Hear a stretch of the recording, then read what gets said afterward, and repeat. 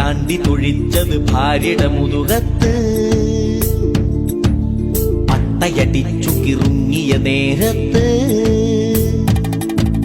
ചട്ടിയെടുത്ത് എറിഞ്ഞത് മുറ്റത്ത്. ആ ചട്ടി പതിച്ചൊരു പട്ടിട മയ്യത്ത്. ചെത്ത് കഴിഞ്ഞ് വരുന്ന വഴിക്ക് കള്ള് കൊടുത്തത് ചെല്ലപ്പൻ. ഉടുമുണ്ടും തലയിൽ കെട്ടി തിരുവാതിര ചോടും വച്ച് കടവാവല് പോ